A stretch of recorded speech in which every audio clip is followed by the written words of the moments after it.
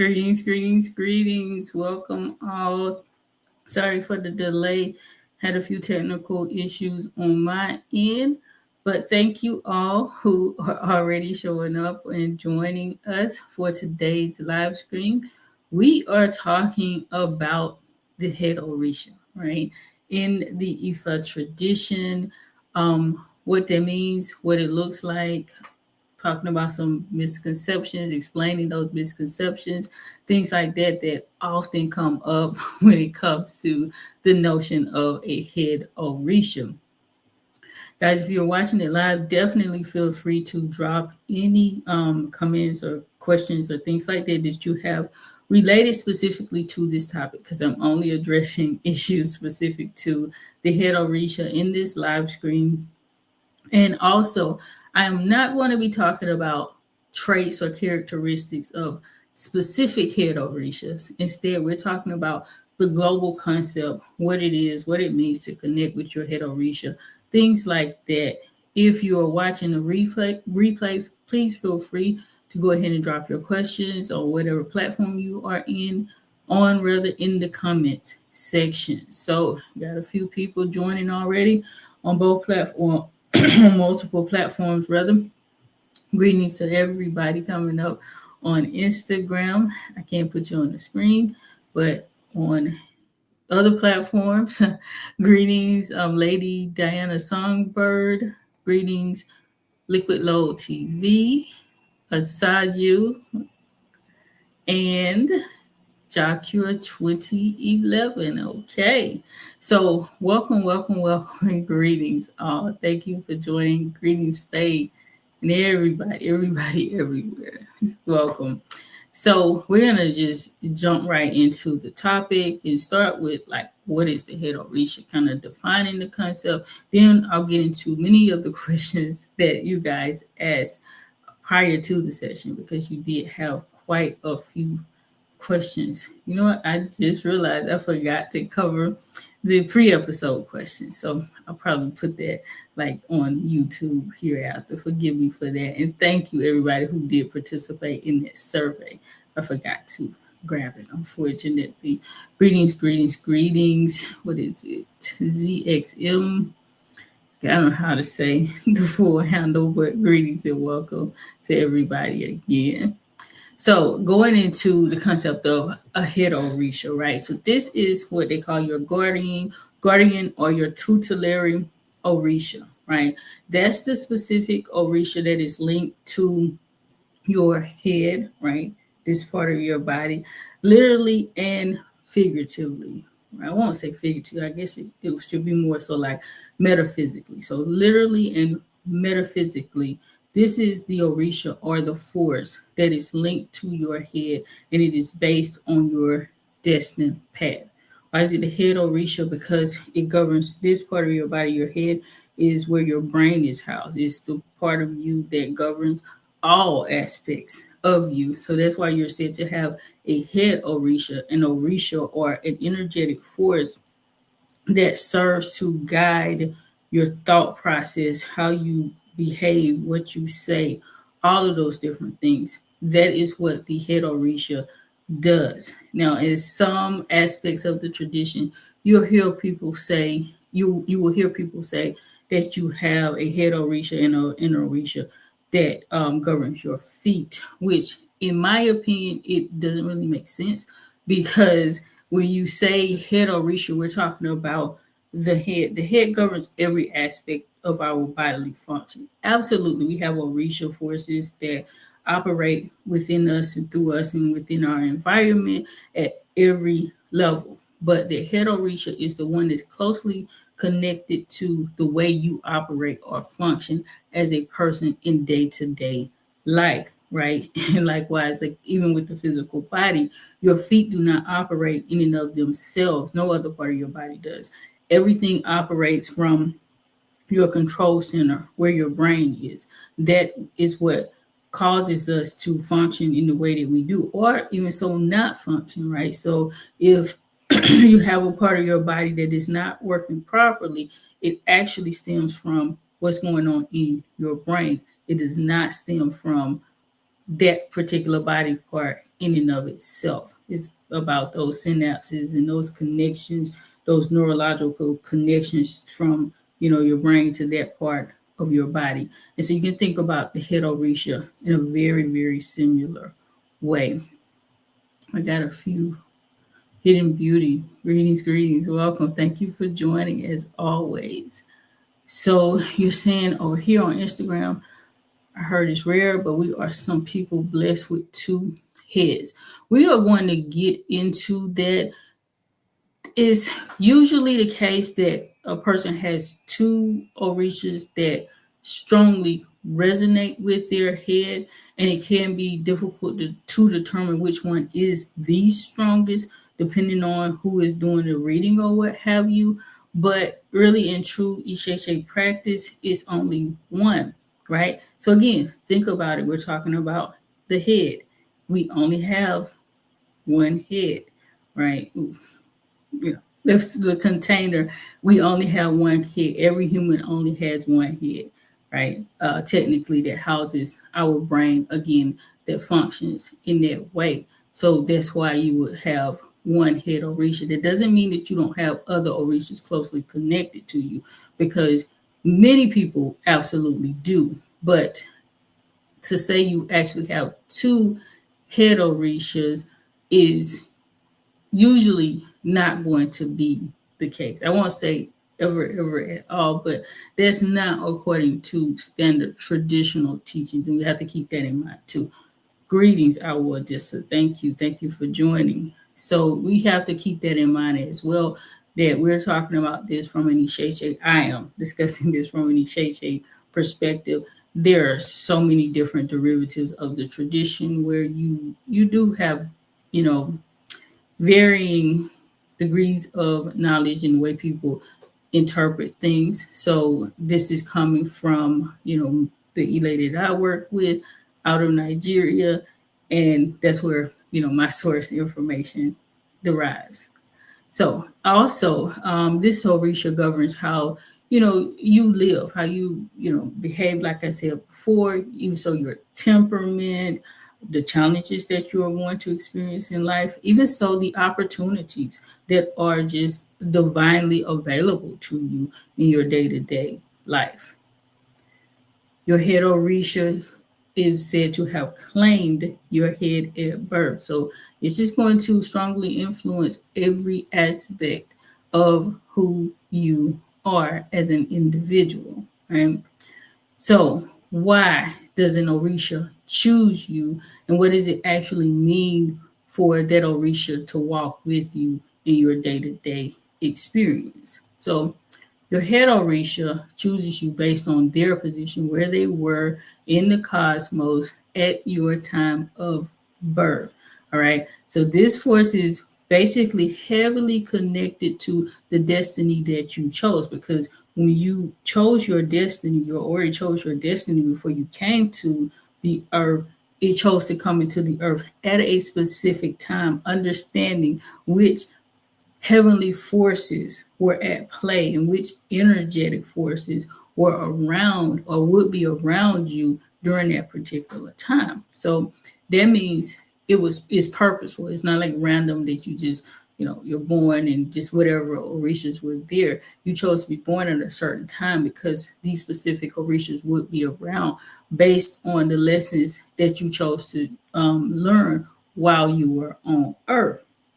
That being the case, that Orisha is going to be strongly connected to those lessons and what you do and who you become, who you are as a whole throughout your life. Now, Ori, and I saw somebody say Ori. I didn't really understand the context there, but I was going to get to it. Herein, this is a question that I received. Is the Head Orisha and Ori the same? Absolutely not. So your Ori and your Head Orisha are definitely closely tied to each other, but they are not the same forces. They're both energetic forces for sure, because we have that root word Ori at both. Ori is the self, the inner head, the higher self. There are two dimensions of Ori in that regard. The part that's here with you, your inner head, okay? And then you also have the higher self, that's in a room, that's in the heavens. Okay. So Ori, that's gonna be the seed of your destiny. That's what chose your destiny. That's what's going to guide your destiny throughout this life. So that is like your overriding connection to your divine purpose. Your head Orisha, on the other hand, is actually a universal divine force. All right. So Orishas are everywhere, they operate with everyone, whereas your Ori is specific and very much so personal to you. That's your personal divinity. But the Orishas help out everybody. That's why you have multiple people with the same head Orisha. Okay. And they're going to still operate a little bit differently in everybody's life based on the lessons that they have to learn. So it's not like I got Oshun as my head Orisha. That means that I'm going to be wealthy, right? That doesn't mean I have Shango as my head Orisha and I'm going to be royalty, right? That's not how that works. Either it's a spectrum. Each energy has a spectrum. So depending on what lessons you have to learn, depending on the position that you come into the earth, determines at what degree or angle, or however you want to say it, that you connect with that head Orisha functioning. So you could fall at the very opposite end of that spectrum and have to work your way up to the glorious or the good parts that people often tend to want to experience when it comes to this head Orisha dynamic, right? And so your head Orisha, right, is designed to assist you, to guide you, to lead you, to walk with you. But your Ori is ultimately responsible for fulfilling your destiny as a whole. And it's going to have a whole lot of help in that process. But the ability of you to access the help from your head Orisha and other Orisha is going to be dependent primarily on your relationship with your Ori. And I'm going to get to that a little bit later on as well. So I'm going to use this analogy throughout. Think about your Ori as yourself, because it is yourself, right? Your Ori is you. Your head Orisha functions more so like a parent or a guardian in the earthly realm. And this is an example so that people can understand these correlations or connections. These are not exact, but I will be using this example throughout the live stream just to help you to understand how that correlates, and to just contextualize it, because it helped me a lot to understand it from this particular level.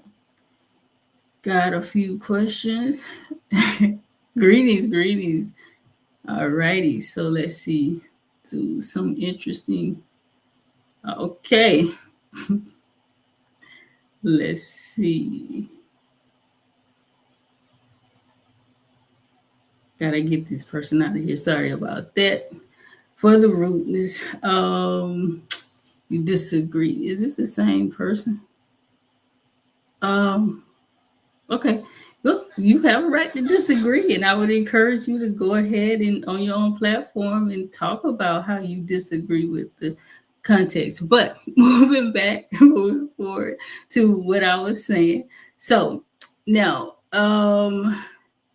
is Ori itself considered an Orisha in the Ifa tradition? Absolutely. Ori is honored as an Orisha. However, again, like I said, Ori is your personal divinity. It is not a universal governing force and things like that. Okay. So it does have those, qualities of spirituality that are connected to it, because it is a spiritual force. Absolutely. You have that aspect that's within you, and you have the aspect that is within the heavens. All right. So, but that is the difference. You're saying keep dropping knowledge, Queen. Thank you for that. I appreciate it. Okay.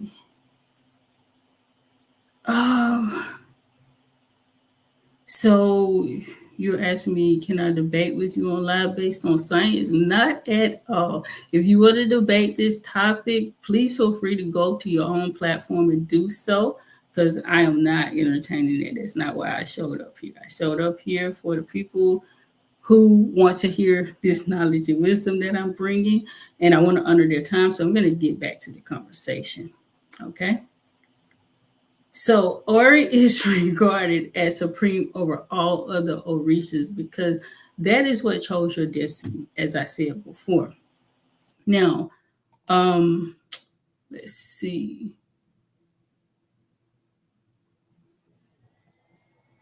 What's going on? He said, "This is a class, brother. Please take the so thank you. I appreciate that so much aside you. Alrighty. Okay.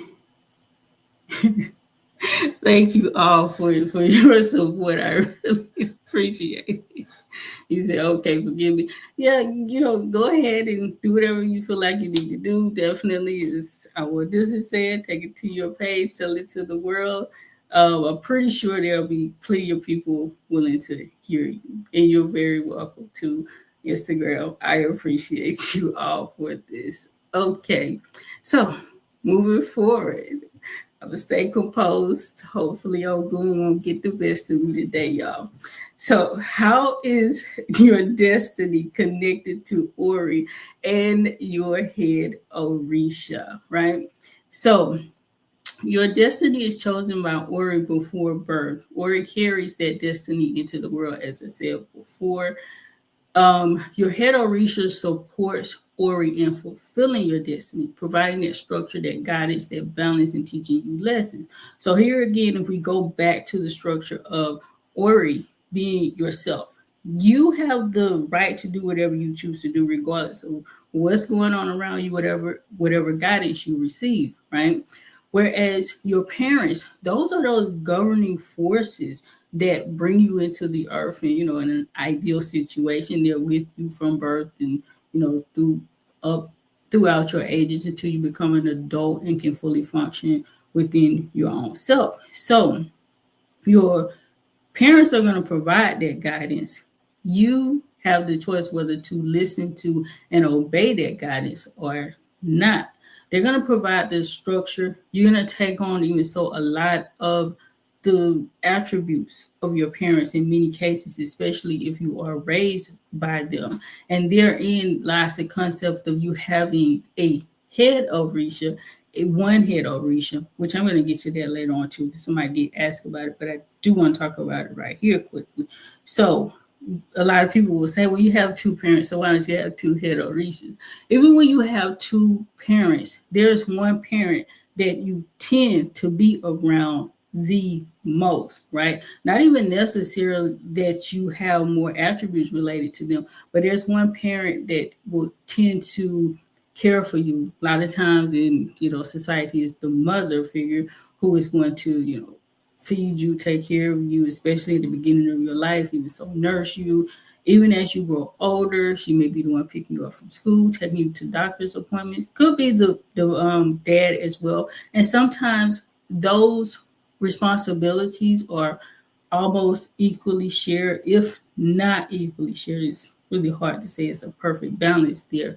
But again, in most instances, there's still one parent that is going to have that primary domain of control or governance over you, even if you may be more so like your other parent, or you may even so like your other parent more so than the parent that is taking care of you primarily.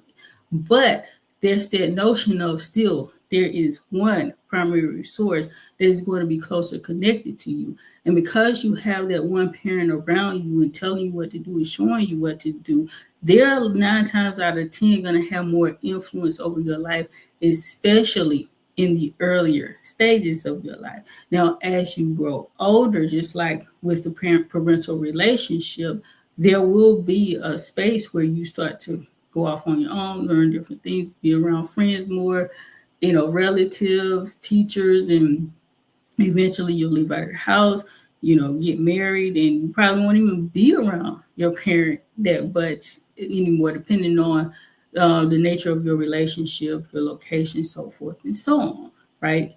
And so that's going to impact that connection where you'll probably start to see, especially as you get older, oh, okay, my parents did this, but now I want to do it in this way, right? this way it suits me, it suits the person that I am with. And it's kind of the same way you're going to navigate a connection with your head Orisha. Again, this is an analogy, it's not perfect because, of course, that scenario is a little bit different. We're talking about those governing forces, okay? And you're saying, and parents don't always agree with each other, and that's true. That's an important part of the dynamic as well, and that's going to shape who you become as a person, right? So those are some of the intricacies, so to speak. All right. So, does honoring your Ori improve alignment with your head Orisha? Absolutely, absolutely. It's so very important, right? So, when you're honoring your Ori, it is going to impact every aspect of your life. It's like when you honor yourself, when you respect yourself, you're doing things to maintain obedience, you're respecting your parents, and so forth and so on.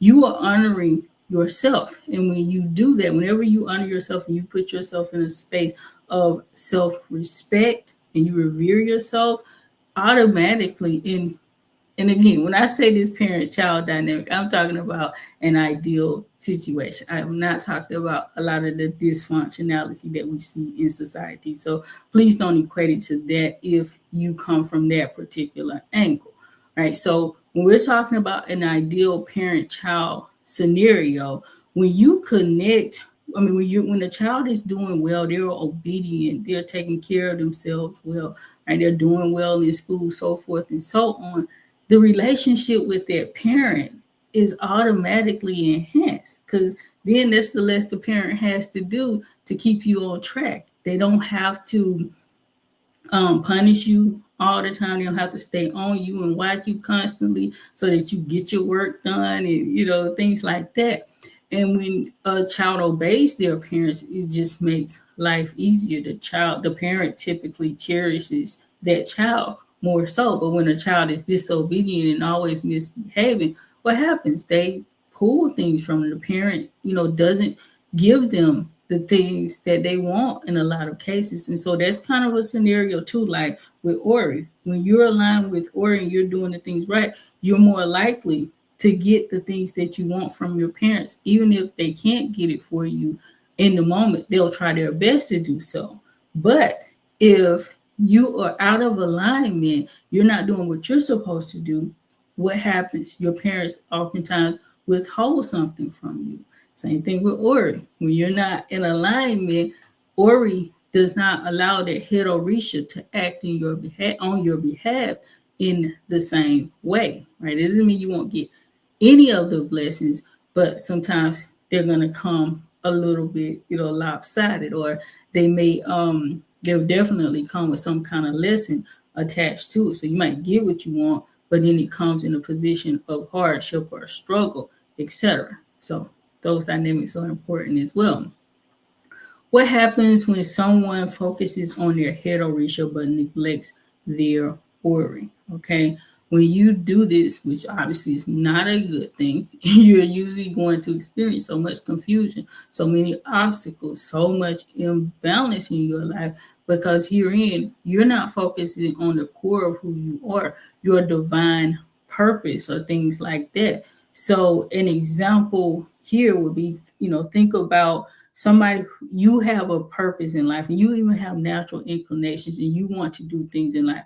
But, in a not so ideal world where a parent tries to teach their child to live, well, when a parent rather tries to live vicariously through their child and they're telling their child, they want their child to, let's say, for instance, become a medical doctor, right? So I was born in 78 and that was the thing back then. I know it's changed now. But in those scenarios, doctor, lawyer, those were the main professions.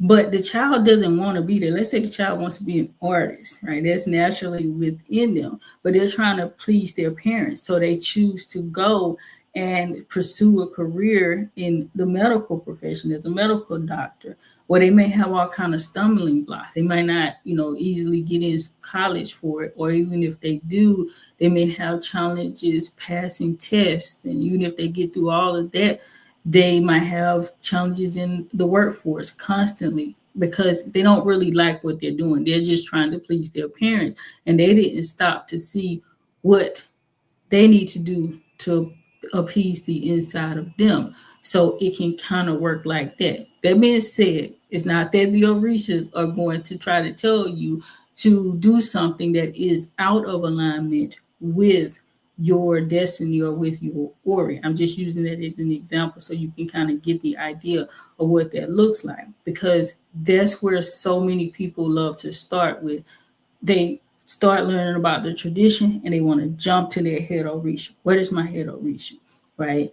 And not even being their fault, because a lot of times in the diaspora, that's usually your first orientation to the tradition is the Orishas. There's some people that don't hear about Ori until years later, okay, until much, much later after they've been studying it, even so practicing in some cases where they start to really learn about the importance of Ori. They may hear it, but it just doesn't, it's not talked about enough, right? The Orishas just get most of the attention, and then most people want to know who is governing my head, because a lot of this, social media interplay that we have in today's world.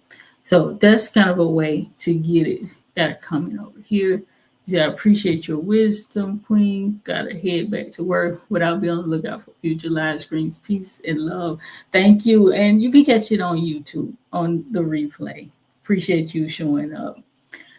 Okay, so now how do you find out who your Head Orisha is, right? And that's going to be through formal Ifa initiation, right? Through somebody who knows what they're doing. They can go and cast the proper divination tools and determine what that is. It is not something like just overwhelmingly hard. And I understand why people think this, because um there's this trend where people will separate that out and say, get a Head Orisha reading, and it's usually maybe 2 or 3 times the normal cost of an Ifa divination, and everybody has the right to do it the way they choose to do it, but it is not something that is just so much more complicated than going through the process of like Ifa divination or Ifa reading. You can depending on the diviner, like definitely we do it. If you want to know who your Head Orisha is, you can get a regular Ifa reading, and we can tell you that in that particular reading. Some people don't do it that way, so you have to ask them about their particular process. Okay. Another question I got is, can your Head Orisha be determined remotely or online? So if by remotely this question came in the position that you're asking if you can like get an online remote reading and they determine your Head Orisha, absolutely. If it's done through the proper divinatory protocol, no issue with that. That being said, if you're saying online from the perspective of like going online to take a quiz or something like that, or somebody doing a tarot reading, no, like that's not it. So it has to be through the Ifa tradition. It's not going to happen through somebody, pulling a card for you. And I absolutely love tarot, do tarot readings myself, but that's not the way that your Head Orisha is determined at all. And if somebody is telling you that, you need to run away from them, because that is not proper or correct. You can't go online. There's no like, quiz tool or something that you can take, and it comes out and be like, well, you have all of these different traits, and so you are linked to this particular Orisha. No, that doesn't happen either. It has to be through the Ifa divination system. Well, it has to be through the divination system. I want to say Ifa divination specifically, because I don't know for sure, but I imagine that there are Olorishas who can do it. And I know they don't use Ifa divination all the time, depending on what Orisha that they're connected to. They do their own forms of divination. Can different priests give different answers about your head? It's supposed to be your Head Orisha. Yes, this happens I said sometimes, but unfortunately, it's starting to happen quite often, right? But this is not the proper protocol. This is not standard practice. Like your head Orisha should be coming in the same position, regardless of who you get the reading from. And then there may be some discrepancies. Again, like I said before, it could be two, really close time Orishas, and maybe the proper checking doesn't happen to determine which one is truly the closest that's connected to you. And so there could be discrepancies there. Obviously, there could be discrepancies when the reading isn't done accurately. Okay. But in general, it should be the same all the time, regardless of who is doing the reading. Okay. You all asked too, why would one Babalawo say your head Orisha is different from another that was previously identified? Basically, what I just said before, right? Usually the reading is just not conducted properly. One or both of the readings could not be performed properly.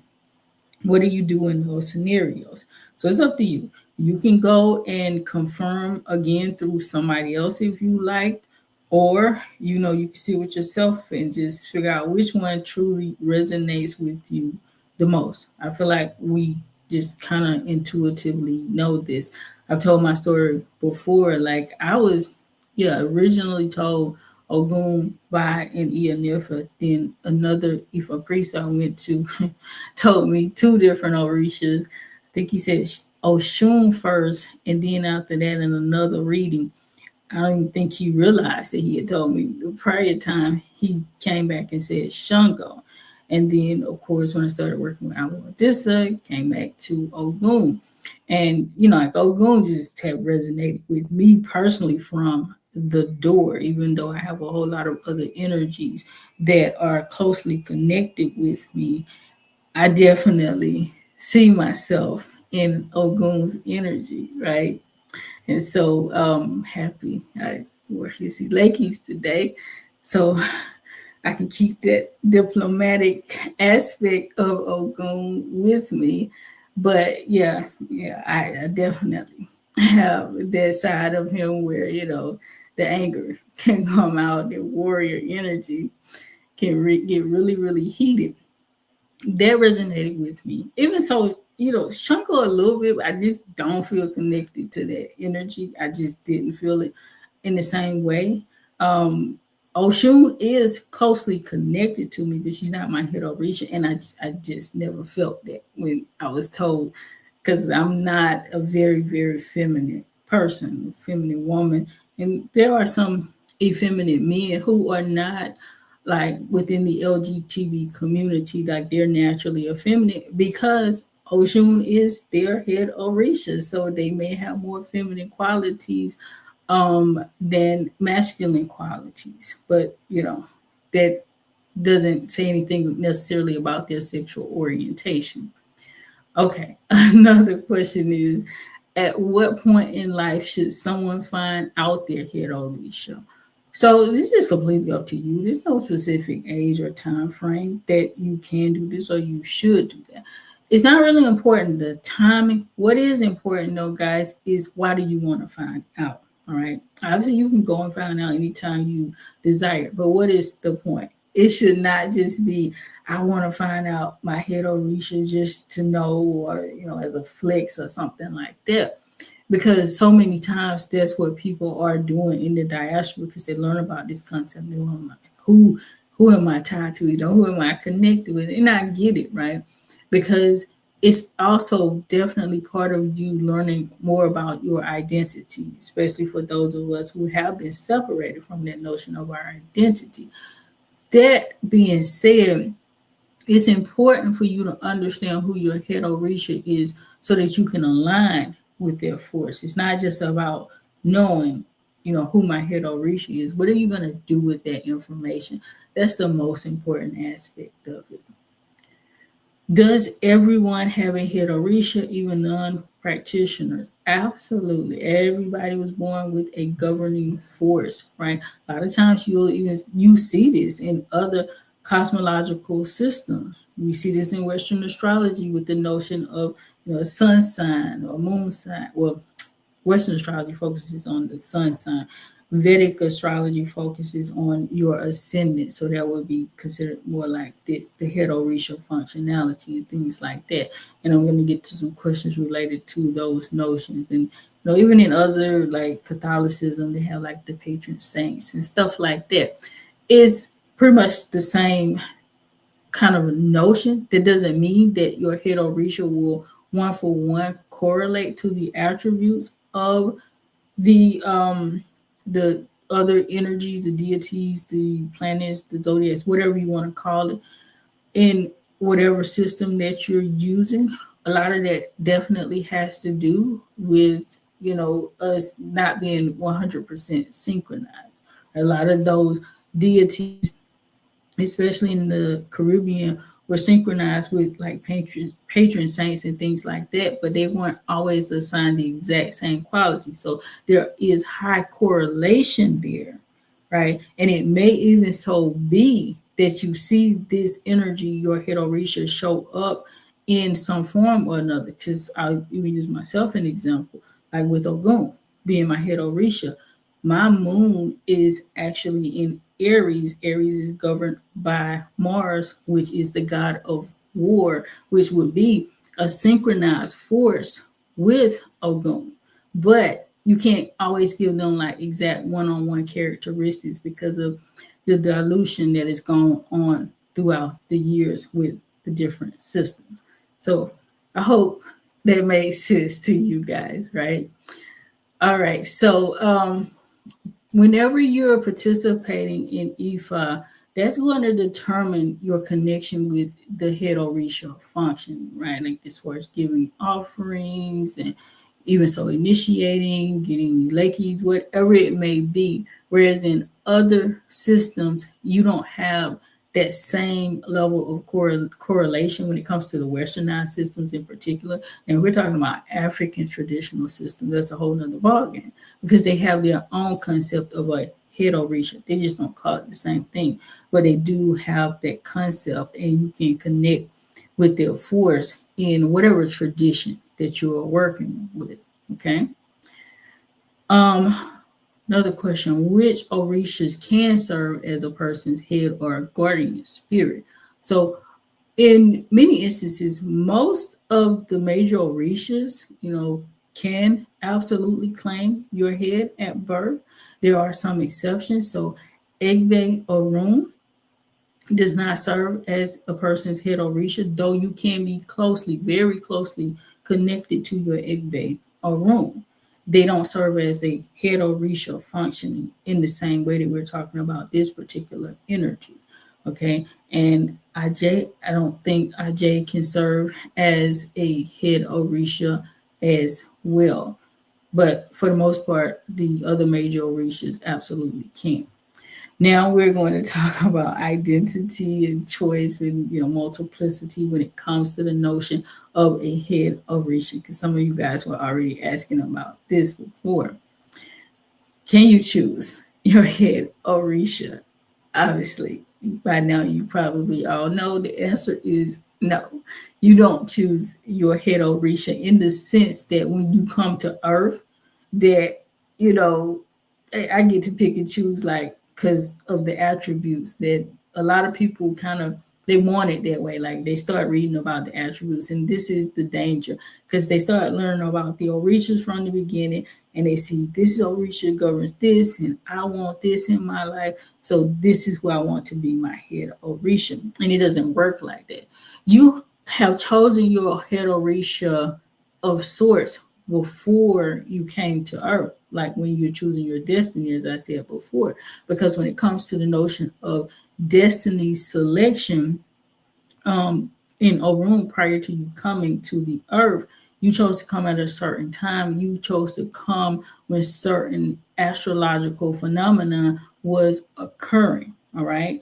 And with that being the case, then you kind of, got a handle on it that way. But not after you come to Earth. You can't just switch up, right? You can't just say, I want this particular origin to govern my head or what have you. Okay. So, this is how it goes. All right. Let's see.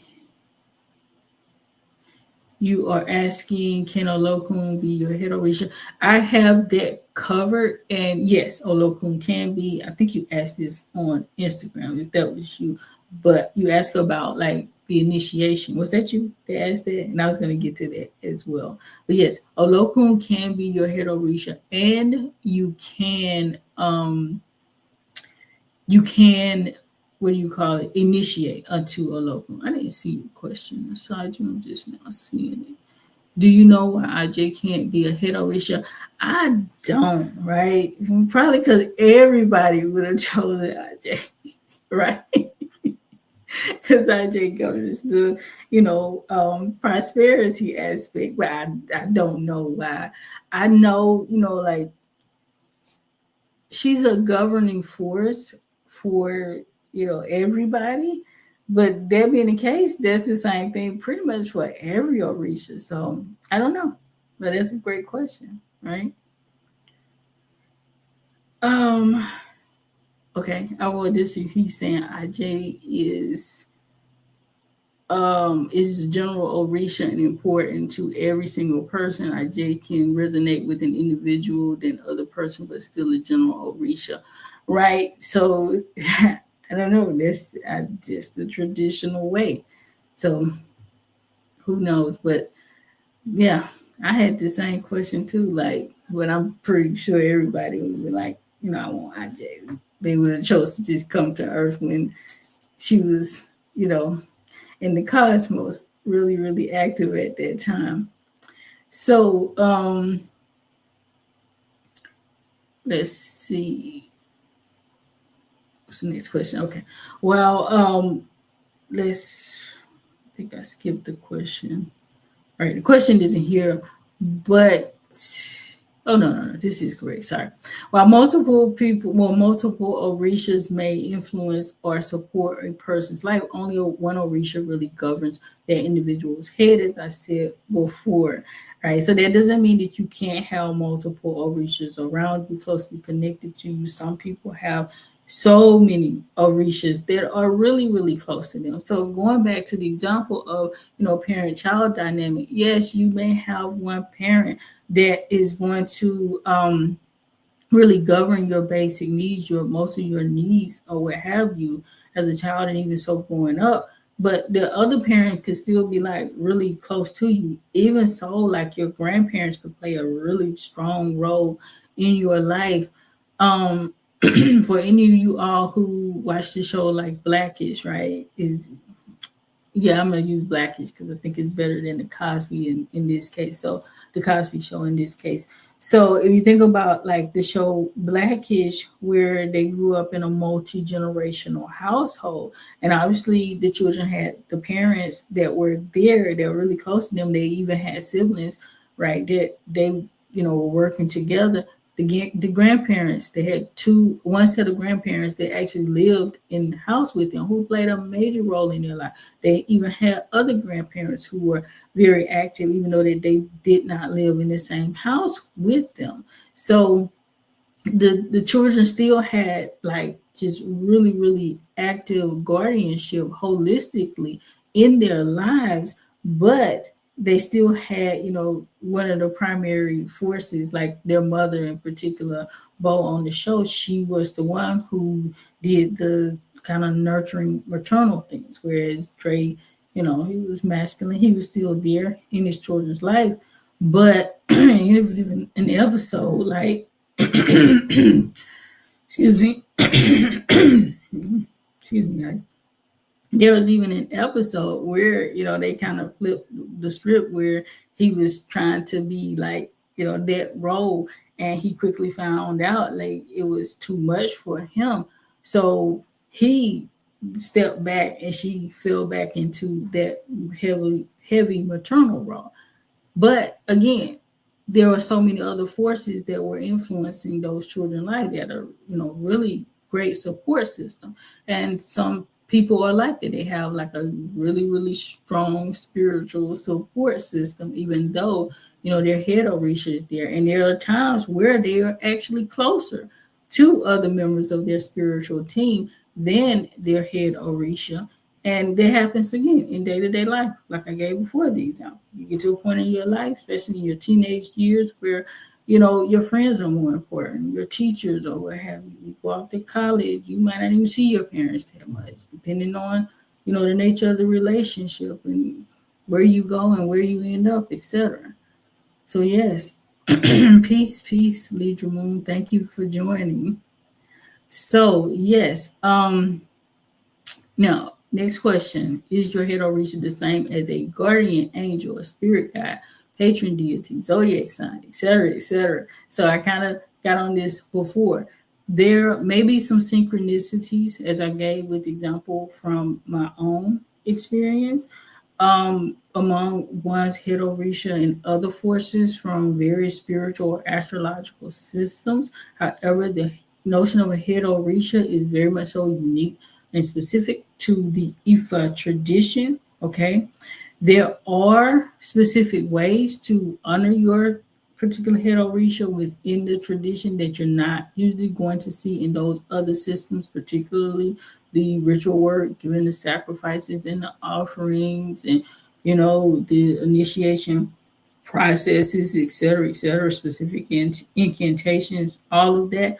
But there could be some correlations, as I gave from my own example.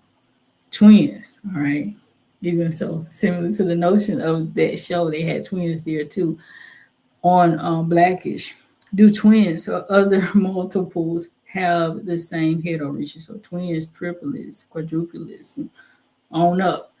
Not necessarily. They can absolutely share the same head Orisha, but it's not guaranteed just by the notion that they came out as a multiple birth that they are guaranteed to have the same head Orisha. Okay.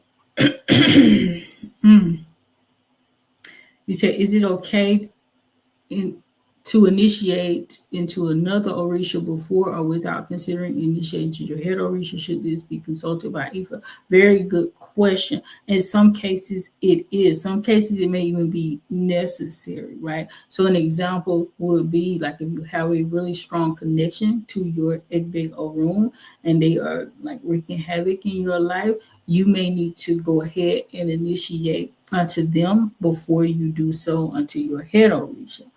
Now, as far as considering initiating unto other Orisha before them, I would say that decision should be taken up through Ifa divination. Like I wouldn't just make the decision on my own, like I want to go and initiate to another Orisha before. I wouldn't recommend that. Let's just say that I would initiate to another Orisha before the head Orisha, right? But there are situations where it may be a whole nother Orisha that is governing a very important aspect of your life that you need help with immediately, and that can only be resolved through the initiation process unto that Orisha.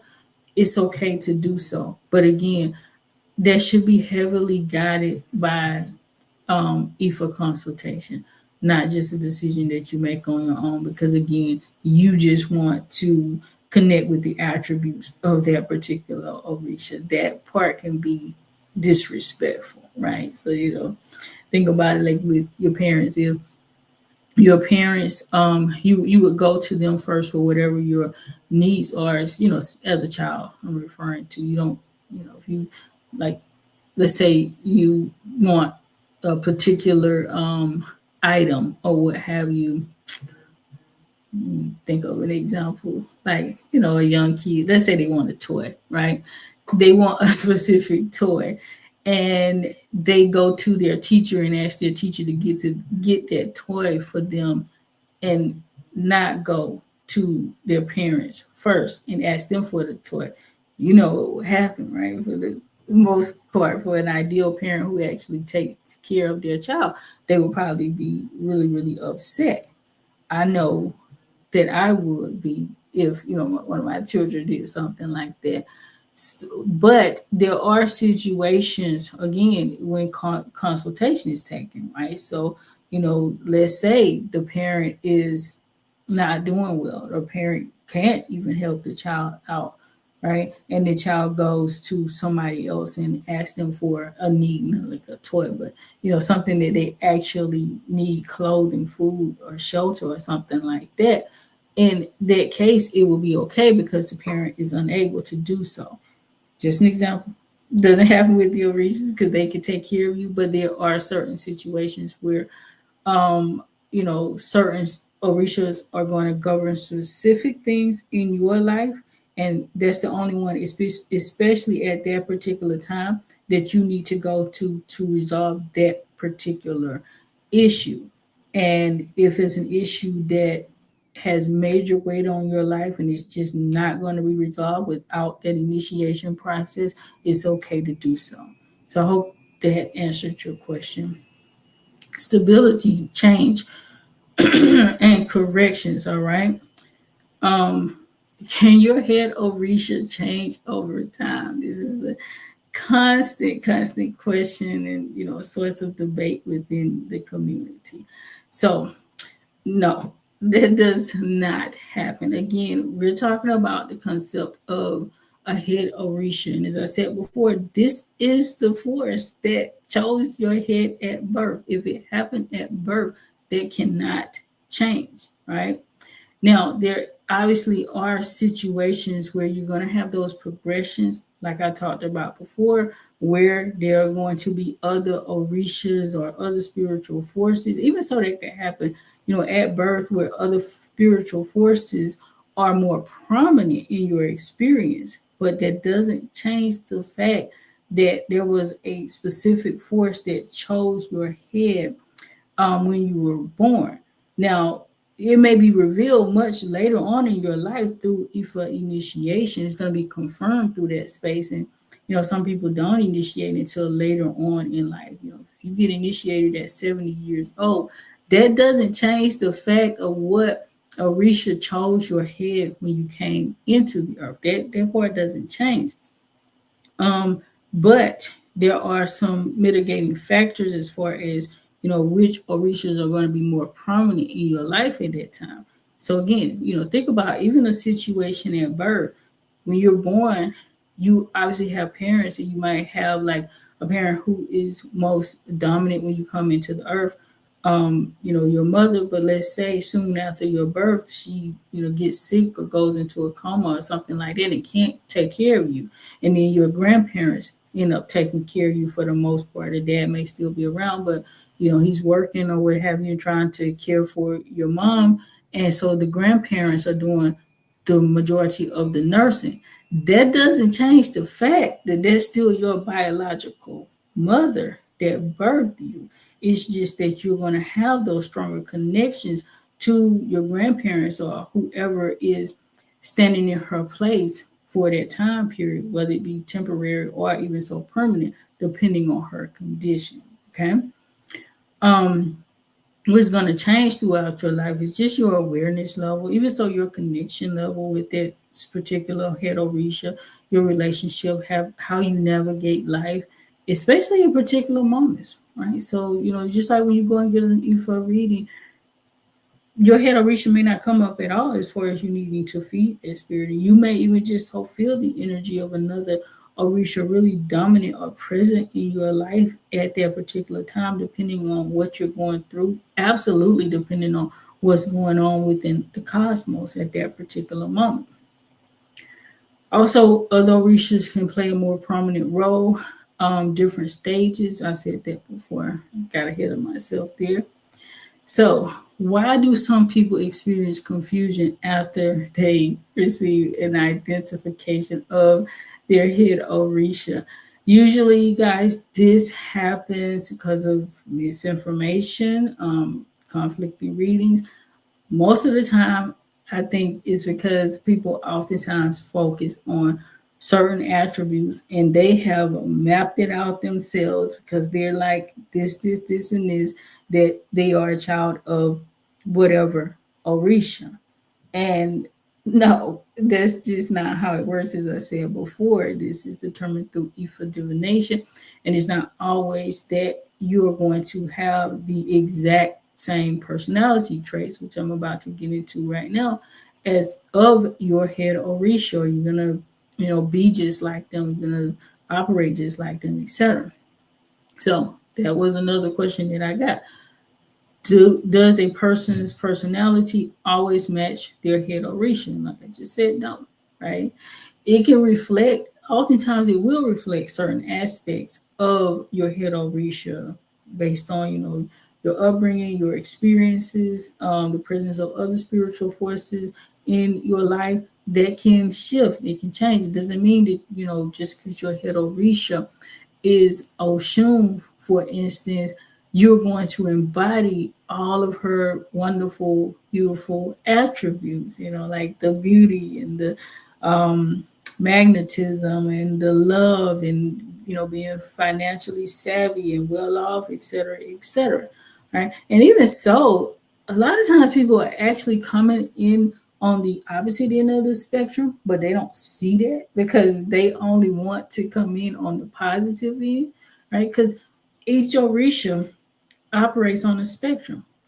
Ideally, you want to be somewhere in the middle, the balance. And that's when you are in alignment with Ori. You're in alignment with your destiny. That's when you're going to experience the balance of that Orisha.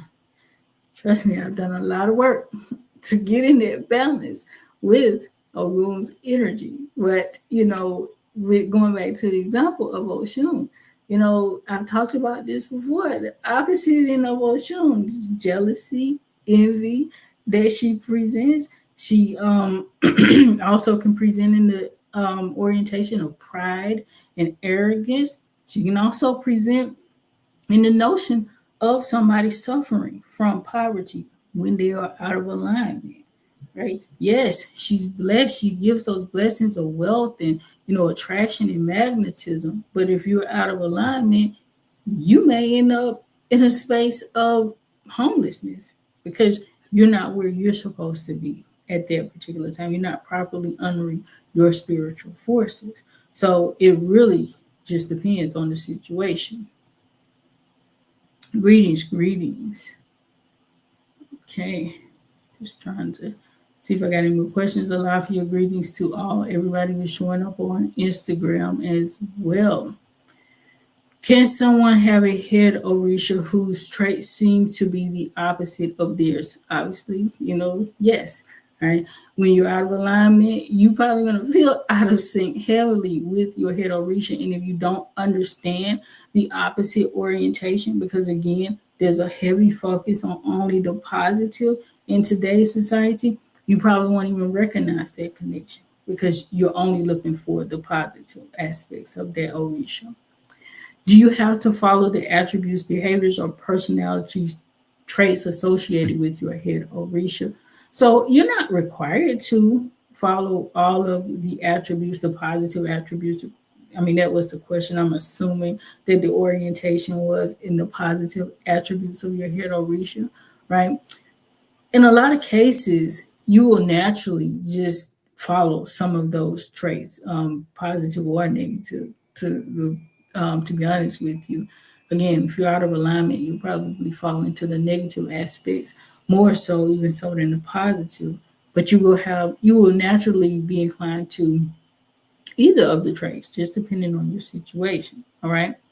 In other cases, you may not even feel connected to your head Orisha at all. A lot of times that will happen when you are actually closely connected to other forces like your Egbo room, or if you're dealing with some type of progressive energy where you're not really, your head Orisha, of course, that energy is around you, is within you, but there may be other cosmological forces that are influencing your life more heavily at that particular time. So you're not just, gelling with the energy of your head Orisha at that particular time. Most of the time it's going to happen when, your Egbe Arun connections are really, really heavy. So you might have to tend to them more so than any other spiritual force. How does one's head Orisha influence their life? All right. So you're going to see your head Orisha implemented in those repeating themes that you have, certain challenges that you experience, right? Read a lot about your Head Orisha, the mythological narratives if you can, because you'll learn a lot about, their attributes and the struggles that they went through, based on their mythological narratives. And those stories are designed to teach, to really and truly teach us, the lessons connected to our Head Orisha. And if you read a lot about those, you'll come to understand yourself a whole lot better and how you handle situations and hold information and, just live your life holistically, right? And it can help you a lot because, again, this is about identity, understanding who you are. The more information you can get from there, the better you can live your life, okay? Because then you know who you are. What's influencing your path. You know what to watch out for. You know what to go towards because of your Head Orisha, okay? Do Head Orishas affect relationship compatibility? So, like, when I guess this was more so about romantic relationships, but the reality is that it can influence dynamics in any relationship. But true compatibility within a relationship scenario, romantic, platonic, or otherwise, is ultimately determined by your character, not by just, my Head Orisha is Oshun, for instance, and your Head Orisha is Shango. So we're going to connect because those two energies were, married. That's not how it works either. It really depends on who you are holistically. And when it comes to marriage and pairings and stuff like that, it is very important for you to check to just determine the compatibility before you go into that type of commitment. That's a whole nother episode. All right. Ancestry, lineage, and background. All right. Is your Head Orisha inherited from your parents or your ancestors? So, no, as I've been saying before, your Head Orisha, this is the energy that claims your head, specifically based on your destiny. That being said, every family line has a head or governing Orisha that presides over their entire bloodline and influences their heritage. That head Orisha for your family line may be different than your specific head Orisha, right? So, you could have, like, for instance, Ogun governing your entire bloodline, but Oya may be your head Orisha. Okay. So it just depends. And so what that looks like is obviously you're going to be, okay, the example would look like this, right? Like if your head Orisha is your parent, then the governing Orisha for the family line will be more so like, I don't even say like just a grandparent, but like, one of these great, great, great, great to the umpteenth degree grandparents, because this is a ancient lineage connection, right? And so you can kind of think about it like that, like this, the family Orisha is like this really, wise sage elder within the bloodline that kind of takes care of everybody, like the concept of like Medea in the African American community, where you have this matriarch that holds the line for everybody in that family line. That's who everybody goes to and sits with, because she's that old motherly figure. You can kind of think about the family Orisha in that way, regardless of like which line she actually comes from. She just kind of holds that space. I hope that makes sense for you guys, right? So, can Egungun be considered a person's Head Orisha? Yes, it can, but it's kind of rare. It's not like something that happens frequently. Okay. And so, you can serve your bloodline and you can be really closely connected to this energy, and you really need to honor that particular Orisha force, the Egungun, which is, the ancestral spirit, that the collective ancestral spirit. So it's not just a few ancestors, but that's the collective ancestral spirit over your bloodline. look at initiation, status, and different responsibilities related to the head Orisha functioning, right? Does knowing your head Orisha require you to initiate unto them? This was kind of asked before. Not necessarily, right? So you can go and even so get initiated unto Ifa and never initiate unto your head Orisha. It's completely up to you. All right. It doesn't automatically require initiation. Is your head Orisha revealed during Isefa, which is receiving the hand of Ifa, the sacred Akin, in which we're going to feed Ifa through, or through Itefa, which is the full initiation process. So during the Isefa ceremony, receiving the hand of Ifa, you may receive your head Orisha. It really just depends on how that temple or that elate operates. So, like if we give somebody the hand of Ifa, we do we I think we do tell people, we talk about like that information as far as their head or what have you. I'm not sure. I was just if you were there, I was about to say we did, but I can't remember exactly right now if we give out the head Orisha during that particular ceremony always or not. But definitely you can ask about it. It's not a big deal to get that information to you. You said, so we can choose to initiate to Ifa and Orisha, or should we initiate to Ifa first? Typically, the process is, and thank you for that question, it's a good question. Typically, the process is that you would go through Ifa initiation, especially if you're working with a Babalawo, right? If you're working with Ifa, you are going to initiate unto Ifa first, and that's where you find out your head Orisha, which I was about to say at the time. But it may be a situation where you initiate unto your head Orisha first, depending on who you're working with. So, and this is a source of confusion because some people are actually working with an Orisha. They're not working with Ifa, right? But they may be presenting themselves as a Babalawo or an Ianifa, or maybe you just think that they are because you're not really sure about how the tradition works at that point. And so you may actually go through an Orisha initiation first. But if you're working with an Ifa, meaning a priest or a priestess of Oromula, then you would likely do Ifa initiation first, then your head Orisha. That being said, if it comes up in divination, it is very important for you to initiate first to your head Orisha, then you would do that first. But the typical process is Ifa first. Hope you got that. Yes, so you're saying the same thing. It depends on the Babalawo, but it depends on your choice, but it depends. Like if you're working with the Babalawo, yeah, 9 times out of 10. That Babalawo or Ianifa, they're gonna take you through Ifa initiation first because that is who they serve and they operate with. Okay. But again, it depends too on divination.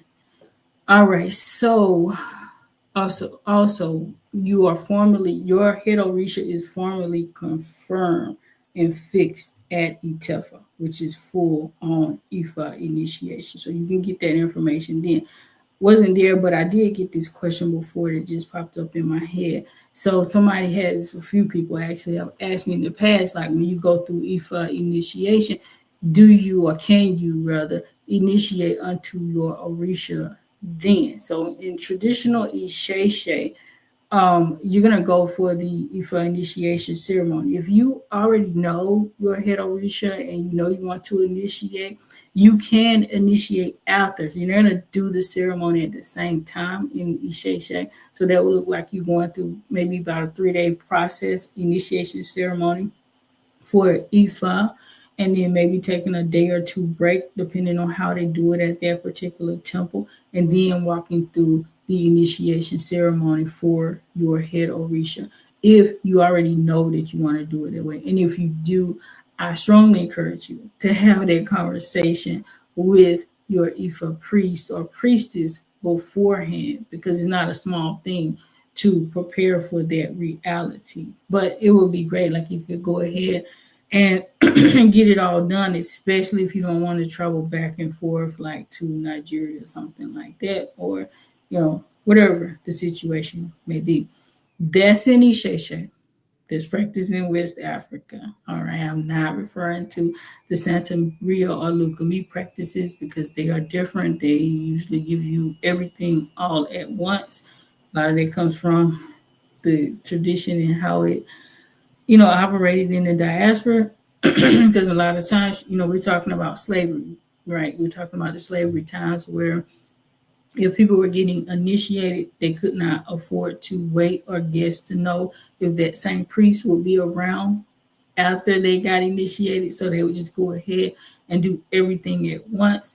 They had a whole lot more leeway in West Africa and certain parts of the continent where the integrity of the tradition was more so maintained than it was in the New World. Right. So, what responsibilities come with knowing your head Orisha? And this is the most important part of this conversation because it's not just about knowing, it's about doing something with that knowledge. All right. So, if you find out your head Orisha and you are given taboos connected to specifically to your head Orisha, what you should be doing, what you should not be doing, you're going to need to start following those sacred restrictions as soon as you know about them, right?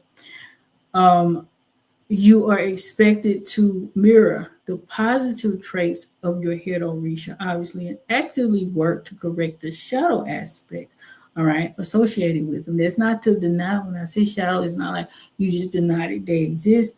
Be aware of them and work with your Orisha to get as much as in balance as you possibly can with their energy. It's not just about knowing, it's not a flex, like I said before. It's about doing something with that knowledge so that it can actually benefit you. Because otherwise, you don't need to know it. It's not going to benefit you in any, you know, realistic way. You are responsible for gaining and understanding, learning more and more about that Orisha. So, studying, getting knowledge, getting information, and constantly trying your best to stay in balance with that wisdom so that you can live the best possible life that you can live. You can fulfill your destiny. You said, oh, wow, I didn't know that. What do you mean? Are you referring to about the initiation process for the leukemia, things like that? Alrighty, so do taboos apply before initiation? So in some cases, yes, definitely. You will want to have the taboos. If you know them, they're revealed through divination. Some things, what your taboos apply to you regardless of your initiation status. It's just that you come to know your permanent taboos once you actually get initiated. That being said, you can know, I don't really want to use the word temporary because, like, when you get your hand of Ifa, you can receive taboos then. They may or may not be temporary. You really don't know until you go through full initiation because it could be the same exact set of taboos that apply when you receive your hand of Ifa and to when you actually go through the full initiation ceremony. That being said, they can change somewhat. So it really just depends. But point being, you can go ahead and get that information beforehand. All right. You said as far as how slavery affected the initiation process here compared to West Africa, absolutely. There's so much nuance. Thank you for pointing that out too, because there's so much nuance, and that's why the discrepancies happen within the traditions. Do head orishas require um, dietary restrictions, right? So not automatically, but they can be part of your taboos. So again, like knowing your head orisha, getting that information, be prepared for that reality. May not be something that even impacts you at all. Like, I don't really care because that's not something that I do anyway. That being said, you at that point have to be much more cognizant of it Because the thing about it is, you may not eat certain things on a regular, but you don't always know what's in the food that you're consuming if you do not cook all of your meals. And even so, when you do cook all your meals, if you eat a lot of processed foods, you don't always know what's in those foods, right? So, um, these are not going to be based off of stereotypes. So let me say that. So if you do have any type of dietary restrictions or any other taboos that come along with your Head Orisha, this is going to be based on divination, what you received during divination. This is not you going online and just looking up what are the taboos associated with XYZ Orisha, right? Because you probably can find that information plentiful online, but all of that won't apply to you, and you don't want it to all apply to you. Like, you do not want to get a full-on list of all the taboos for your particular Head Orisha to apply to you, because that's more for you to navigate in life. Okay, you must receive divination to know the reality of that. Okay. Okay, you said this is off topic, but do all women have their head shaved during initiation? I'll answer real quick. In Ishe, yes, that is the standard practice for women to have their head shaved, men and women. I know why you're saying women, because I don't know if you're a female or not, but you may not want that to be your reality. But in Ishe practice in West Africa, that is the standard protocol. In the diaspora, sometimes they, make allowances. I'm gonna keep it clean. They make allowances. Okay, you don't want all of Obatu's taboos. Absolutely not. And Obatu is actually one of the more difficult Orishas just in general, because Obatu is, the king of the white cloth, concerned with high level purity, right? And so, just by default of being a child of Obatu, it's just some things you cannot do or participate in easily, right? So yeah, you're saying no drinking, right? You gotta limit your drinking, wearing the white all the time. You don't have to wear white all the time, but it will be better for you, the cleaner you get. No red and just some other things that go on, right? Do you have to wear certain colors for your Head Orisha? So again, this too, not automatically, just depends on the situation. There are some Orishas, like I was just saying, Obatala, right, that are known to require their children to avoid wearing certain colors. So if you're a child of Obatala, you don't want to wear red if that's your favorite color.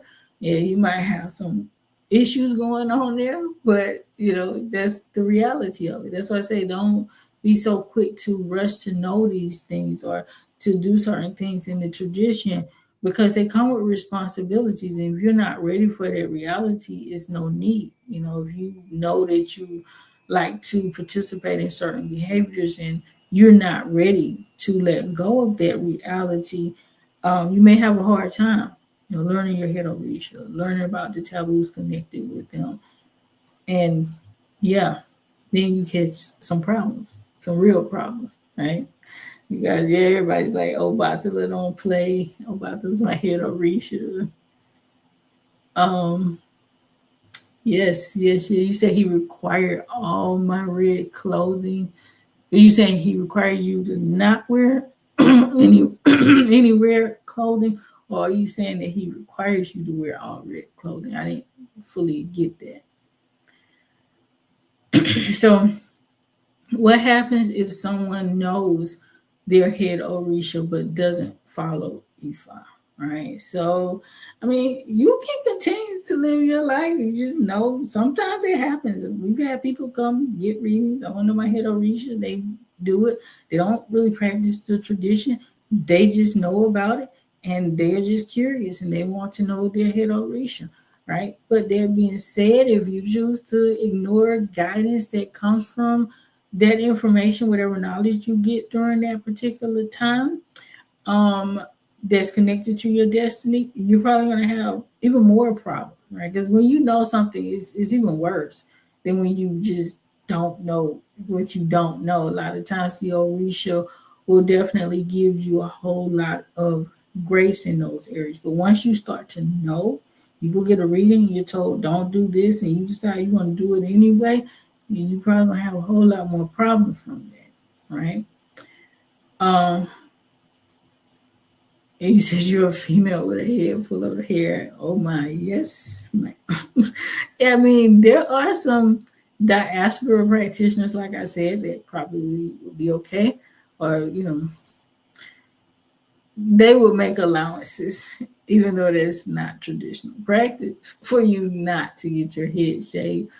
But if you are dealing with somebody in like Nigeria or other parts of West Africa who tell you that, then like they are probably scamming you because that's not how the tradition goes in that part of the world. Okay.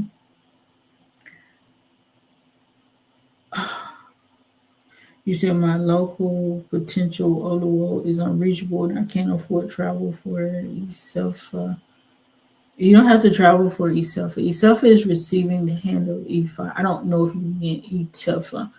Itefa is full initiation. And hey, maybe you can find someone else locally if that's a limitation for you. Okay. Oh, you're saying as an offering, Danny BX. You had to give up all of your red clothing. Yes, yes, very common with children of Obatala. I actually initially thought my head Orisha was Obatala. I didn't necessarily want it because I know Obatala like demands like some has some real demands that I didn't know if I was ready for at that particular time in my life. A roommate told me to stop smoking, but it seems impossible. So maybe you need to do some energetic balancing. You might could take some coaching that can help you out with that. Because if you're told not to do something, there are remedies in the tradition that can help you with those dynamics. They're not going to tell you don't do something and not provide a way for it. So it could even look like elbow. You might just give certain elbow to help you balance that out energetically and help you out with overcoming some habits because there are some great remedies for it, whether it be elbow or a crochet, whew, that can help you out a whole lot. Right, I've seen people overcome addictions with certain crochet, so for sure. You say I'm in the UK and there's no one, so I would have to travel.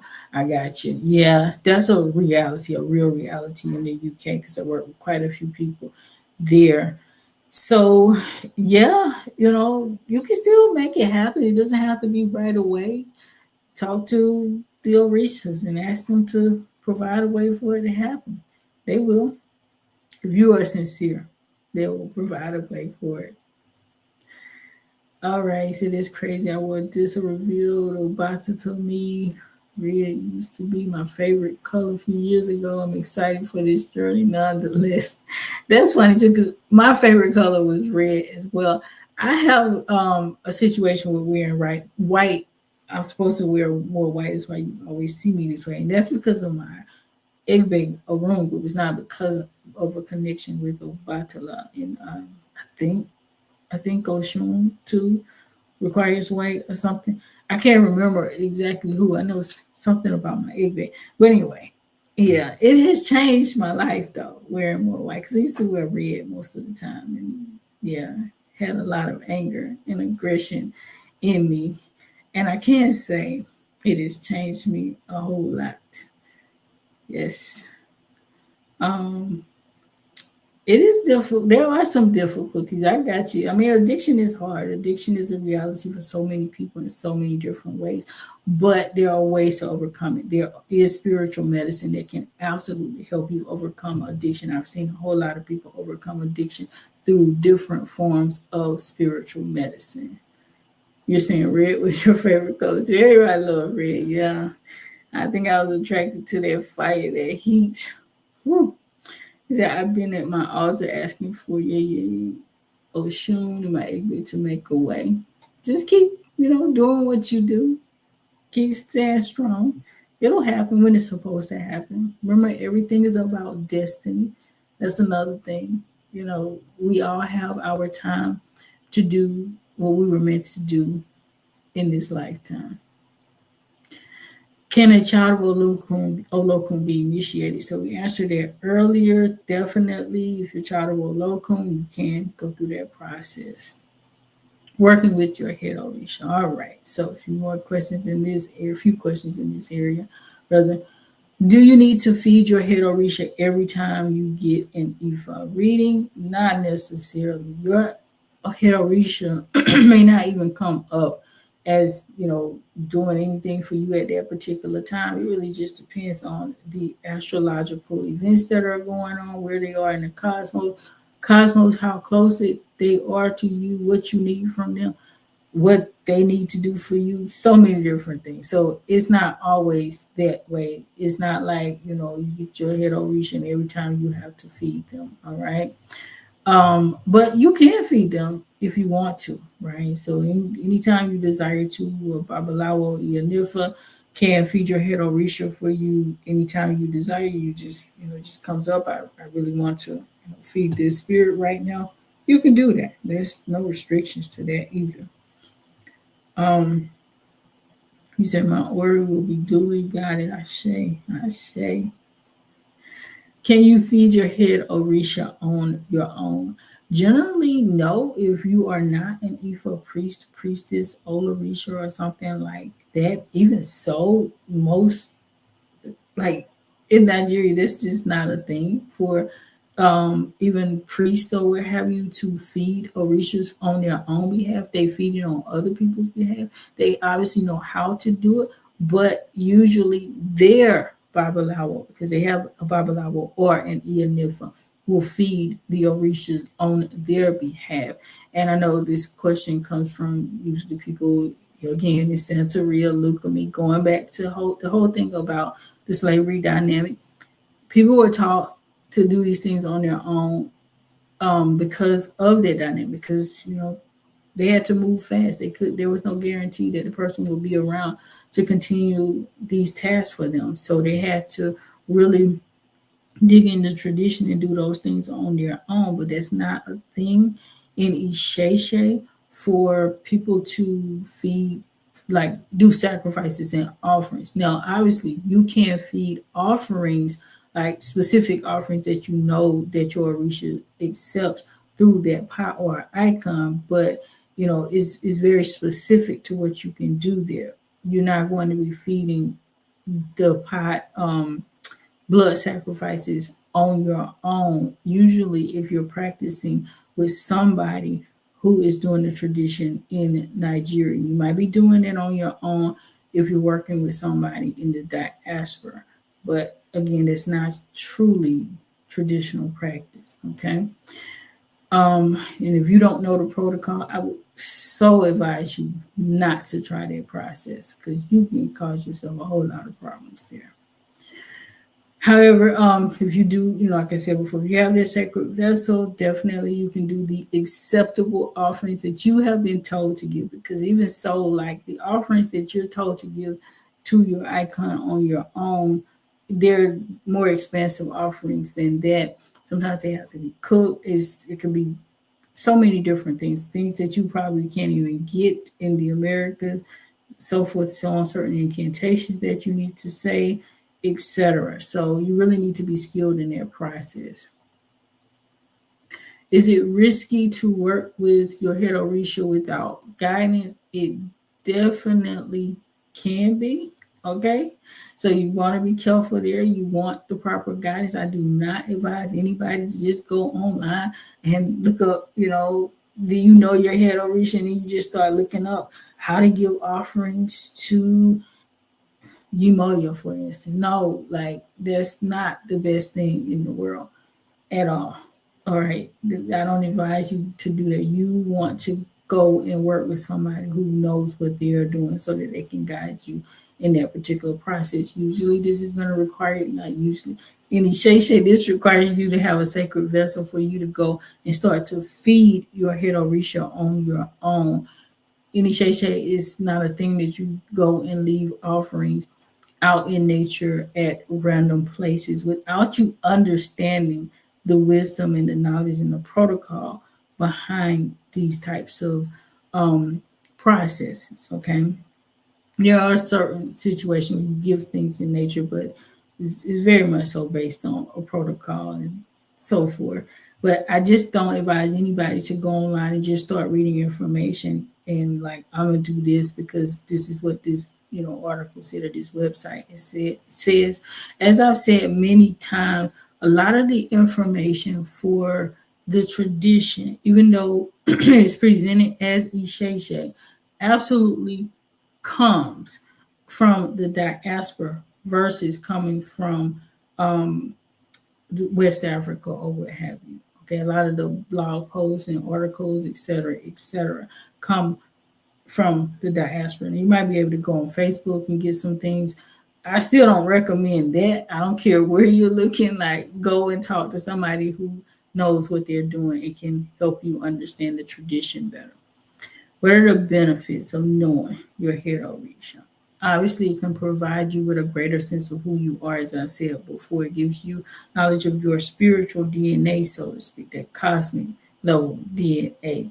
So it gives you an understanding of your temperament, of why you act the way you act, why you do the things you do, why you think the way you think, and obviously your purpose. Like, what did you come here to learn on this earth? You gain knowledge of your guardian spirit, who is your primary advocate, right? Again, just like your parent is your primary advocate for you. And so it's going to shield you from also those negative energy and spiritual attacks. That's what your parents are there for. They're gonna, take care of you, especially when you're younger. And even as you grow up, depending on the parent, they still will get down on you if you mess with their child or what have you. So that's the same notion there. So it's important for you to know and again to develop a connection with your Head Orisha. It's not just knowing, it's developing that connection so that you can avail a lot of the benefits that comes with working with the head, your Head Orisha. You develop a deeper understanding of your adverse, even so internal patterns and how to overcome them. Well, why do I keep dealing with this particular pattern or behavior in my life? Study the Orisha, understand how they came, understand the symbology of it more so, because those are mythological narratives designed to teach lessons, right? To give you knowledge about yourself, about them, and and so that you can live a better life holistically. All right, so some emotional beginner concerns here. So some people were like, well, why do I feel disappointed, right? And what do I do when I feel disappointed about my Head Orisha? Usually the disappointment just comes from you having certain expectations around who you wanted your Head Orisha to be. It could also come from going back to that notion of being told that by different people that you have different Head Orishas. So you might get excited, you get this information from one person for whatever reason. Down the road you might go to someone else, or like in my case, it could be the same person that tells you that you have a different Head Orisha at a later point in your journey. And so that can cause disappointment because you're like, what? Right? And it can cause a lot of confusion and frustration because then you don't really know what direction to take. All right. But regardless of the disappointment, why you're disappointed, rather, you should work as soon as possible to try to overcome that disappointment and just try to, connect with that force so that you can live a better life and you can align with your destiny because that's what it's there for. I understand the disappointment. You have a right to be disappointed when you are getting conflicting information, especially now. If you're disappointed because you wanted a specific Orisha, that's on you. But that's just the reality of what it is. How long does it take to build a relationship with your Head Orisha? Not a fixed timeline, right? The closer you draw near to their force, the more you try your best to connect with their force, the stronger that connection is going to be. It's just like any other relationship that you form in on earth or with any spiritual force. All right. The more time you spend, giving it offerings, feeding it, talking to their energy, asking for guidance, following its guidance, the more you're gonna connect with it, and the shorter the time frame for you to connect with it, with your Head Orisha. Greetings, greetings. Thank you for showing up, Yvette. Good to have you. Really good to have you. I was about to say your other handle name. I realized you was on a different one today. So, Ori alignment. So we're gonna get to this real quickly, and I'm gonna close up probably in the next 10 minutes, guys. If you have any more questions, feel free to go ahead and put them in the chat window on whatever platform you may be on.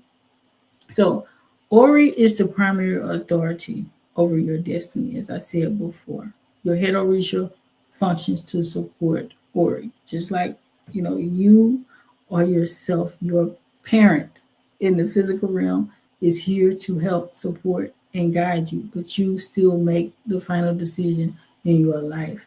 Right? Even as a child, you have a right to behave or misbehave. You might be misbehaving through forces that you can't control, but you still have that functionality. All right. Alignment with your Ori determines how effectively your Head Orisha can assist you in your daily life, like I've said before. So you want to focus on Ori alignment, and through Ori alignment, you are naturally going to begin to align with your Orishas. That doesn't mean that you don't need to communicate with or develop a relationship with your Head Orisha, because you should. I mean, you can.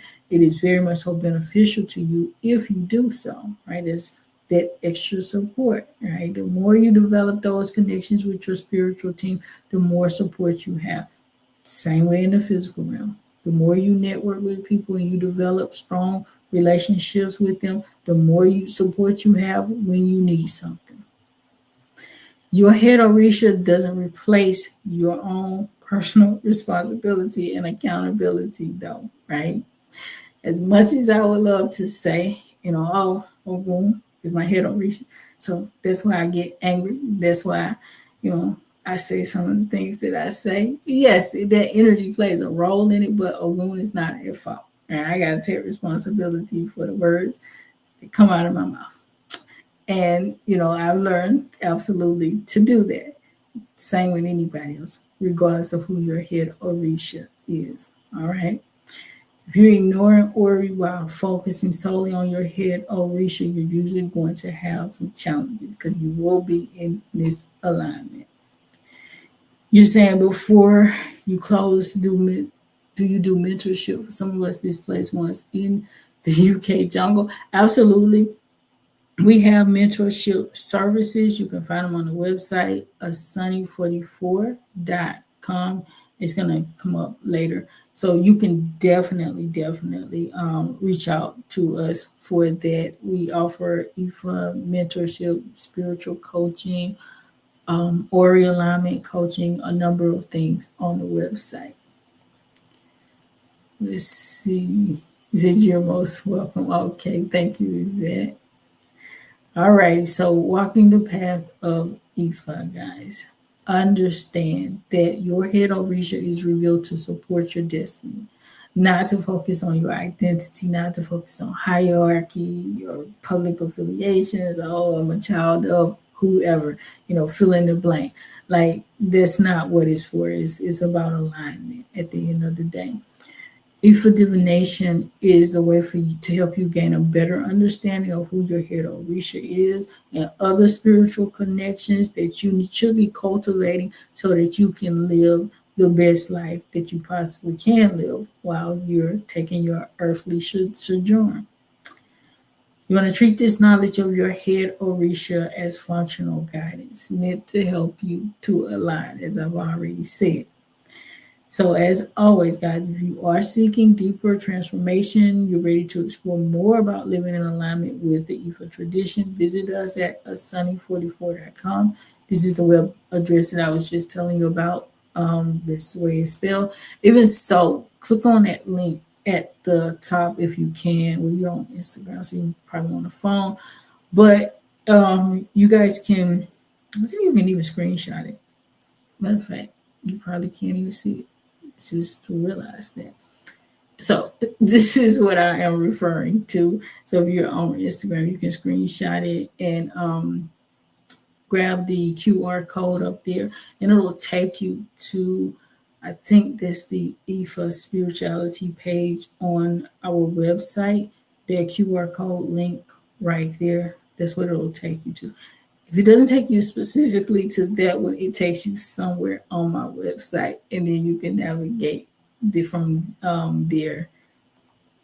Alrighty. So next live stream, I do want to talk about practicing IFA solo because I get a lot of questions about this, and so I'll be presenting, an opportunity for you guys to even ask more questions the week before we do it. So definitely, I will meet you next time. Thank you all who showed up and just asked such great questions and stayed with me. I really, really appreciate you all, your energy during this particular session. So, with that being said, Ashe, guys, please have a very blessed and beautiful day and beyond.